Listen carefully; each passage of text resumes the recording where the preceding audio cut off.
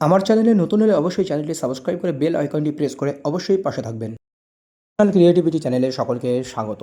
কলকাতা হাইকোর্টের শিক্ষা সংক্রান্ত ম্যাটারে রোস্টার পরিবর্তন হলো কিছুদিনের জন্য। তো কেন এমন হলো বা কী হলো বিস্তারিত আপনাদেরকে জানাবো। আপনারা দেখতে পাচ্ছেন এই দীর্ঘ 4-5 দিন ধরে কোর্ট নম্বর 18 জাস্টিস সৌগত ভট্টাচার্যের বেঞ্চে কিন্তু এডুকেশনাল ম্যাটার শুনানি হচ্ছে না।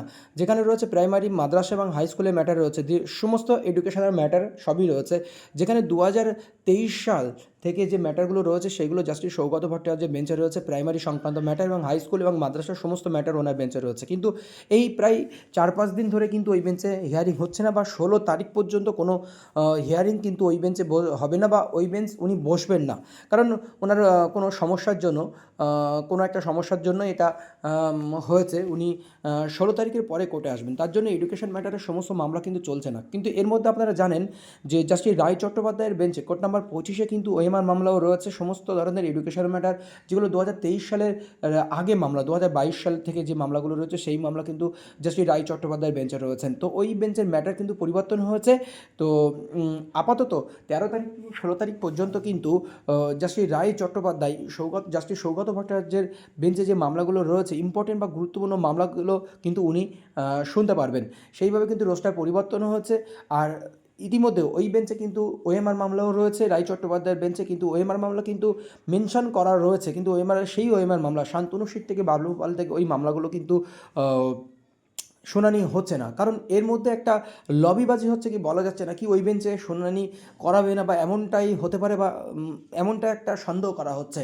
তো পরবর্তী আপডেট কী আসবে অবশ্যই জানা যাবে। কিন্তু ওএমআর মামলা শুনানি কিন্তু খুব তাড়াতাড়ি হবে, কারণ মেনশন পর্বে রয়েছে, কিন্তু চিন্তাভাবনা করছেন এই ব্যাপার নিয়ে। এদিকে 32,000 মামলা রয়েছে এবং এদিকে আবার ওএমআর মামলা, দুটো মামলা যাতে না গুলিয়ে যায় তার জন্য কিন্তু সম্ভবত মামলাটি উঠছে না। পরবর্তী আপডেট আসলে অবশ্যই আপনাদেরকে জানানো হবে।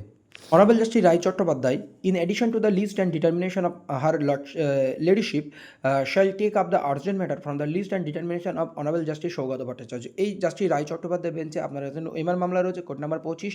ওনার যে মামলাগুলি রয়েছে সেই মামলাগুলো ছাড়াও অনারেবল জাস্টিস সৌগত ভট্টাচার্যের বেঞ্চে যে মামলাগুলো রয়েছে সেই মামলাগুলো কিন্তু তিনি এই 13 থেকে 16-র মধ্যে দেখবে, যেগুলো আর্জেন্ট বেসিসের মামলা রয়েছে। তাছাড়াও আরও কিছু পরিবর্তন হয়েছে। অনারেবল জাস্টিস শম্পা দত্ত পাল এবং honourable justice Biswarup Chowdhury, in addition to list and determination of the her lordship, her ladyship shall take up the urgent matter from the list and determination of the honourable justice.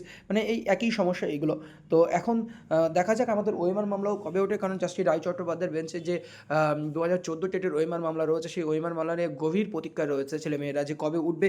এমনকি যারা পিটিশনারের পক্ষে রয়েছেন তারাও চিন্তিত কবে উঠবে, তারা সুবিধা পাবে যদি কিছু মিসম্যাচ বা হয়, তাদেরকে যদি সুযোগ করে দেওয়া হয়। এদিকে যারা চাকরি প্রার্থী চাকরি করছে তারাও একটা ডাউটে রয়েছে কবে এই ওএমআর মামলা মিটবে, এরকম একটা সন্দেহ রয়েছে। কিন্তু এই ওএমআর মামলা কিন্তু একাধিকবার মেনশন করানো হয়েছে, কিন্তু এই ওএমআর মামলা কিন্তু এখনও এই বেঞ্চে ওঠেনি। কিন্তু ওই বেঞ্চে ওএমআর মামলা উঠবে না রোস্টার পরিবর্তন হওয়ার পরে উঠবে, এই নিয়ে একটা গভীর কিন্তু সন্দেহ রয়েছে।